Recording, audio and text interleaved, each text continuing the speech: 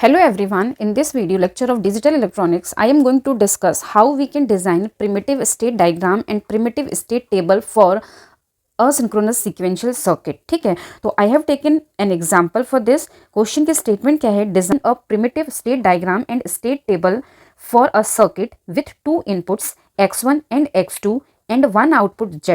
Initially both inputs are equal to z. When x1 और x2 means कि दोनों में से कोई भी एक becomes 1, the output z becomes 1. When the second input also becomes 1, the output change to 0. The output stays at 0 until the circuit goes back to the initial state. ठीक है, तो हम 1 by 1 करते हैं. तो सबसे पहली चीज क्या है, इसमें दो इनपुट है x1 एंड x2. इनपुट्स इसमें क्या है? Inputs x1 and x2.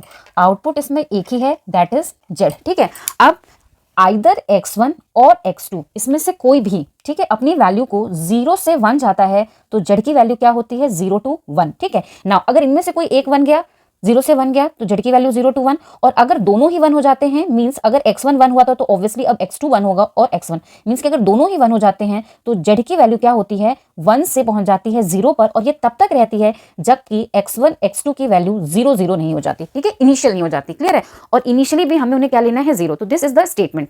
ठीक है, नाउ स्टार्ट करते हैं. सबसे पहले हम लेते हैं कि वो स्टेट ऐसे डिफाइन कर लेते हैं. ए initial state when x1 x2 की वैल्यू क्या है? 0 0. तो सबसे पहले वो ए पर है.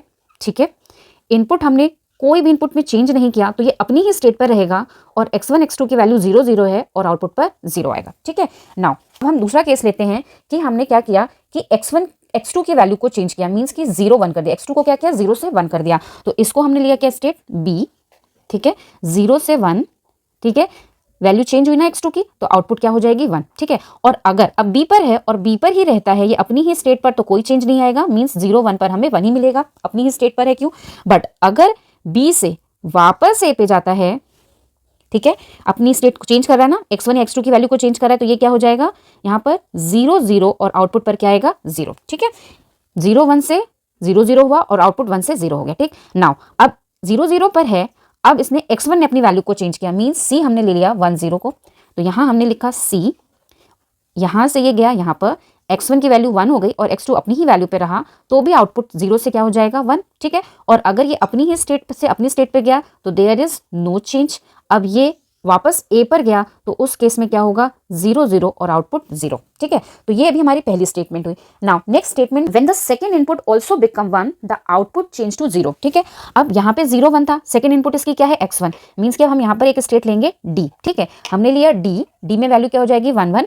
अब यहाँ लिया, अब ये चेंज किया इसने, क्या हो गया? x1 की वैल्यू भी 1 होगी, तो 1 1 और आउटपुट क्या हो जाएगा? 1 से 0. क्वेश्चन में मेंशन है. सेम वे अगर c पर है और x2 की वैल्यू क्या थी? c की वैल्यू क्या है? x1 x2, x1 की 1 है, x2 की 0 है, तो x2 की भी वैल्यू 1 1 हो गई, तो 1 1 होने पर आउटपुट क्या हो जाएगा? 0. क्लियर है? नाउ अब अगर ये d से d पर ही आता है तो आउटपुट में कोई चेंज नहीं होगा, 1 1 पर हमें क्या मिलेगा? 0 ही. ठीक, बट अब ये कब तक 0 पर रहेगा? जब तक ये इनिशियल स्टेट पे नहीं आ जाता, और एक साथ दो बिट्स चेंज नहीं होती. 1 1 से हम सीधे 0 0 पर नहीं पहुंच सकते. ठीक है, तो 1 1 से हम पहले कैसे जाएंगे? 0 1 पर. ठीक है, और हम जा सकते हैं 1 0 पर. तो EF का नाम आप अपने हिसाब से चेंज कर सकते हो. ठीक है, मैंने यहां लिया कि सबसे पहले ये यहां से कहां गया? E पर, जो 1 1 था, यहां से ये 0 1 हुआ और आउटपुट 0 ही रहेगी, और ये उसके बाद इनिशियल स्टेट यहां पर जाएगा 0 0 और आउटपुट यहां पर भी क्या रहेगी? 0. ठीक है, इसके बाद वापस चेंजेज होंगे. सेम वे अब 1 1 पर है, अगर x2 की वैल्यू पहले 0 हुई, मींस ये 1 0 हुआ, तो आउटपुट तो उसी पर रहेगा 0 पर ही. ठीक है, और ये यहाँ आएगा इनिशियल स्टेट पर, यहाँ 0 0 आउटपुट 0. ठीक है, नाउ वन मोर केस, अगर ये E से E पर ही आएगा, कब? जब इसकी इनपुट में कोई चेंज नहीं होगा, मींस 0 1 0, और F से F पे कब आएगा? जब इसकी इनपुट में कोई चेंज नहीं होगा, 1 0 से 0. ठीक है, ये इसकी स्टेबल स्टेट्स होती हैं. This is the primitive state diagram. Now अब हम इसकी प्रिमिटिव स्टेट टेबल बना लेते हैं. प्रिमिटिव स्टेट टेबल क्या होती है कि 1 रो में सिर्फ और सिर्फ एक स्टेबल स्टेट होती है. तो इसको बनाना शुरू करते हैं. इधर हम ले लेते हैं प्रेजेंट स्टेट्स. इस एक्सेस पर हम लेते हैं इनपुट x1 x2, जब इसकी वैल्यू 0 0 है, 0 1 है, 1 1 है, 1 0 है. नाउ हमारे पास प्रेजेंट स्टेट्स कितनी हैं? 6 स्टेट्स हैं. A है, B है, C D E F. Now अब हम वैल्यूज डायग्राम के अकॉर्डिंगली लिखेंगे, ठीक है। ए से देखो आप, अगर ये 0 0 पर ही जाता है, ये जो सर्कल के फॉर्म में दिख रहा है, तो ये एक स्टेबल स्टेट होगी और यहाँ के आउटपुट हम मेंशन करेंगे, जो स्टेबल स्टेट होगी उसकी ही आउटपुट मेंशन करेंगे। ए से 0 1 पर गया मीन्स ये क्या होगी, बी, और ये स्टेबल नहीं है तो आउटपुट नहीं मेंशन करेंगे, ठीक है। ए से डी पर वो जा ही नहीं सकता, यू कैन सी हियर, क्योंकि एक ही बार में दोनों बिट चेंज नहीं होगी, तो हम डैश डैश मार्क करेंगे। ए से 1 0 पे गया मीन्स सी पर गया, तो सी एंड डैश, डन हो गया ये वाला। नाउ बी के लिए करते हैं, बी से अगर 0 0 पर जाता है तो यहाँ पे जा रहा है, ए पर स्टेबल स्टेट नहीं है, बी से बी स्टेबल स्टेट होगी और बी पे आउटपुट की वैल्यू क्या है, 1, तो हम यहाँ क्या लिखेंगे, 1। बी से डी पर ये जाएगा but this is not stable, तो हम आउटपुट नहीं लिखेंगे, और बी से सी पॉसिबल ही नहीं है बिकॉज 2 बिट का चेंज है, और यहाँ पर भी आप देख सकते हो कि बी से सी पर नहीं आ रहा है, ठीक है, तो डैश डैश। नाउ सी से ए पर जाएगा वापस, but this is not stable state, ये पॉसिबल ही नहीं है, जो पॉसिबल नहीं है वहां डैश डैश। डी पर जाएगा but this is not stable, C is stable state and output is 1, correct. Now अब हम आते हैं डी के। डी के केस में क्या है, 0 0 पर ये जाएगा नहीं, कभी भी 2 बिट का एक साथ चेंज होगा नहीं। अब जब डी से 0 1 पर जाएगा तो ये 0 1 क्या होगा, ई, मीन्स ई और डैश, बिकॉज ये स्टेबल स्टेट नहीं है, ये स्टेबल स्टेट है और आउटपुट क्या है, 0। डी से सी पर जाएगा, नहीं, डी से 1 0 पर जाएगा बट वो 1 0 क्या होगा, एफ, तो यहाँ लिखेंगे एफ बट नॉट स्टेबल, ठीक है। फिर से देखें, डी से अगर 0 1 पे जा रहा है तो वो क्या है, E but not stable, that's why dash. D से डी पे गया, स्टेबल है और आउटपुट क्या होगी, 0। डी से 1 0 पे गया, ये स्टेट एफ है और ये स्टेबल नहीं है इसलिए डैश, ठीक है। नाउ ई के केस में क्या होगा, ये ई 0 1 पर जाएगा बट ये क्या है, ए, ठीक है, नॉट स्टेबल।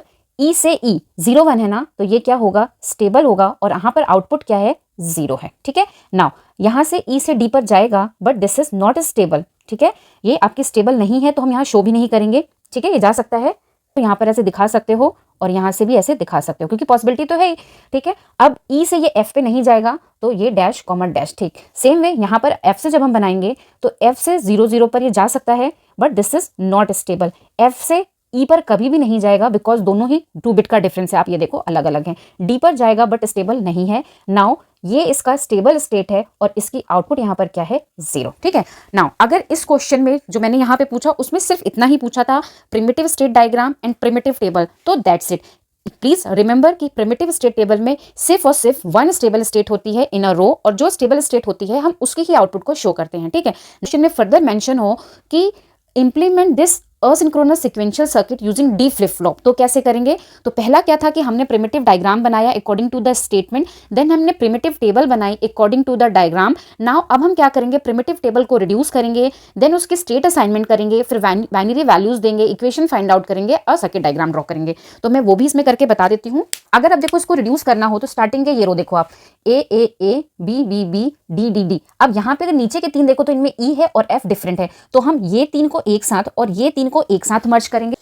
जब हम इन 3 को मर्ज करेंगे इस एक्सेस पे तो हमारा x1 x2 ही है जो कि 0 0 0 1 1 1 1 0 है, ठीक है। नाउ अब हमने जब 3 को मर्ज किया, इन तीनों को मर्ज किया, तो ये रो किसके लिए हो गई, ए बी एंड सी के लिए। इनको ऐड किया तो एक स्टेबल स्टेट ए है और यहाँ पर आउटपुट क्या है, 0, दिस इज स्टेबल बिकॉज ए यहाँ अवेलेबल है। इनको मर्ज किया तो बी इज स्टेबल और यहाँ पे आउटपुट क्या है, 1 है जो स्टेबल के सामने। इस रो को इन तीनों रो को मर्ज किया तो हमें डी मिलेगा, बट ए बी सी वाली रो है तो डी इज नॉट स्टेबल और आउटपुट क्या होगी, डैश। नाउ यहाँ मर्ज किया तो सी आया और सी स्टेबल है, इसकी आउटपुट क्या है, 1, ठीक है। नाउ यहाँ पे मर्जिंग होगी किसकी, डी ई एफ की। जब डी ई एफ को मर्ज किया तो यहाँ ए आया, डी ई एफ है, ए पर जा रहे हैं मीन्स नॉट स्टेबल, ठीक है। नाउ इन तीनों को मर्ज किया तो ई से हमें यहाँ क्या मिलेगा, ई विच इज स्टेबल बिकॉज यहाँ ई मेंशन है और आउटपुट क्या है, 0, ठीक है। नाउ इनको मर्ज किया तो डी मिलेगा और आउटपुट क्या मिलेगी, 0 और दिस इज ऑल्सो स्टेबल, ठीक है। नाउ इनको मर्ज किया तो यहाँ हमें एफ मिलेगा जो स्टेबल है और आउटपुट क्या मिलेगी, 0, क्लियर है। तो नाउ ये तो हमने लिख दिया, बट अब यहाँ क्या है, A B C D E F सब दिख रहा है, तो हम क्या करेंगे, कोई 2 वेरिएबल यूज करेंगे। आपकी चॉइस है, आप इसको ए नाम दे दो, इसको बी दे दो, या इसको ए दे दो और इसको डी दे दो, मीन्स कि जहां भी ए बी सी आए वहां ए लिख दो, जहां भी डी ई एफ आए वहां पर आप डी लिख दो, ठीक है। It's up to you. तो हम ऐसा ही करते हैं, इसको हम ले लेते हैं ए और इसको ले लेते हैं डी। ये हमारी 0 0 0 1 1 1 1 0, ठीक है। तो नाउ यहाँ क्या हो जाएगा, ए 0 स्टेबल स्टेट है, बी था तो हम उसको क्या लिखेंगे, ए और 1। यहाँ डी है तो हम डी ही लिखेंगे, डैश। यहाँ सी को भी हम क्या लिखेंगे, ए, क्योंकि ए बी सी को हमने रिप्लेस किया बाई ए, यहाँ 1। यहाँ क्या आएगा, ए डैश। ई है तो हम उसको क्या लिखेंगे, D stable 0, D stable 0, F को हम क्या लिखेंगे D, और ये भी स्टेबल है और आउटपुट 0 हो गई। ठीक, नाउ अब हम A को असाइन करते हैं बाई 0 और D को लेते हैं 1, मीन्स कि अब हम इनको बाइनरी वैल्यू से रिप्रेजेंट करेंगे। ये हमारा y हो गया, यहाँ हमारे x1 x2 होंगे जिनकी वैल्यू 0 0 0 1 1 1 1 0। ठीक है, तो a जहाँ भी है उसको हम क्या लिखेंगे 0, तो ये हमारा क्या हो जाएगा 0 0, यहाँ 0 1, d है मीन्स 1 डैश, यहाँ क्या है 0 1, यहाँ 0 डैश, यहाँ 1 0, यहाँ 1 0, यहाँ 1 0। ठीक है, नाउ अब हमें क्या चाहिए, इक्वेशंस चाहिए। हमें अगर सर्किट ड्रॉ करना है, सब हम इस टेबल को मैप करेंगे, ट्रांजिशन टेबल, एक्साइटेशन टेबल को, तो इसमें आउटपुट इक्वेशंस क्या होंगी, करेंगे एक्साइटेशन मैप फॉर डी। ठीक है, फ्लिप फ्लॉप। ठीक है, इस एक्सेस पे क्या है y, इस एक्सेस पे x1 x2 0 1 0 0 0 1 1 1 1 0। ठीक है, किसको मैप करना है, ये जो स्टेट्स हैं 0 है 0 है 0 है 1 है 1 है 1 है 0 है 1 है। ठीक है, नाउ अब हम इसको सिंप्लीफाई करेंगे, बेसिकली के मैप है तो सिंप्लीफाई करेंगे तो 1 पेयर दिस 1, ठीक है 1 दिस 1 एंड 1 दिस 1। ठीक है, 3 बन गए। तो नाउ इक्वेशन क्या आ जाएगी इससे, d is equal to from this क्या वैल्यू है 1, मीन्स यहाँ क्या होगा y, यहाँ से क्या कॉमन है 1, वो 1 किसका है x2 का, x2 प्लस y, इसके लिए यहाँ से क्या कॉमन है ये 1, वो 1 किसका है x1 का, प्लस ये कॉलम, ये किसके लिए है, दोनों रो यूज हो गई, मीन्स कॉलम से हमें क्या मिल जाएगा x1 x2। ठीक है, ये इक्वेशन होगी। नाउ अब हम मैप करते हैं आउटपुट को। नाउ आउटपुट यहाँ पर क्या है 0, यहाँ डैश है तो डैश को मोस्ट ऑफ द टाइम क्या लिया जाता है 0 या डोंट केयर, तो हम यहाँ 0 ले लेते हैं, आप डोंट केयर भी ले सकते हो। यहाँ पे क्या है आउटपुट 1, यहाँ क्या है 0, यहाँ क्या है 0, यहाँ क्या है 0, यहाँ 1, यहाँ 0। ठीक, कोई भी कॉम्बिनेशन नहीं बन रहा है तो हम इसे क्या लेंगे सिंगल और इसे क्या लेंगे सिंगल। तो इक्वेशन क्या आ जाएगी आउटपुट की, z is equal to from this y bar, यहाँ से क्या आएगा x1 bar x2 plus y bar x1 x2 bar, तो ये क्या हो जाएगा z is equal to y bar x1 bar x2 plus x1 x2 bar. तो क्या लिख सकते हैं z is equal to y bar, ये एक्सप्रेशन किसकी है एक्सॉर की, तो x1 एक्सॉर विथ x2। ठीक है, तो ये हमें इक्वेशन मिल गई। नाउ अब हम सर्किट ड्रॉ कर लेते हैं, एक डी फ्लिप फ्लॉप लगेगा,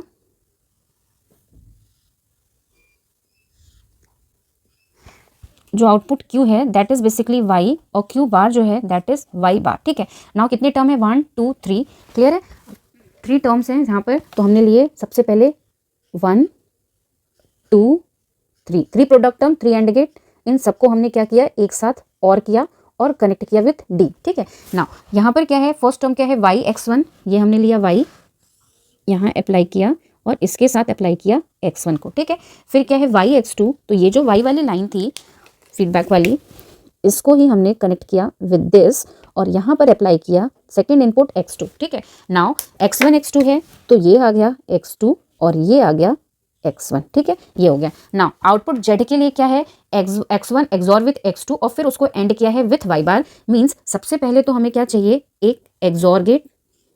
ठीक है, इसकी 2 इनपुट हैं, एक आएगी x1, दूसरी आएगी, पहले मैंने x1 कनेक्ट किया, नाउ मैंने लिया x2 को। ठीक है, तो हमें यहाँ क्या मिल गया x1 एक्सॉर विथ x2। अब ये एंड किसके साथ होनी है y बार के साथ, तो ये आउटपुट ली। ठीक है, एक एंड गेट को अप्लाई किया और ये जो y बार है इसको उठाकर यहाँ कनेक्ट किया एंड दिस इज z। तो this is the complete circuit for given statement. Thank you so much. Still you have any doubt please write down in comment section. Thank you.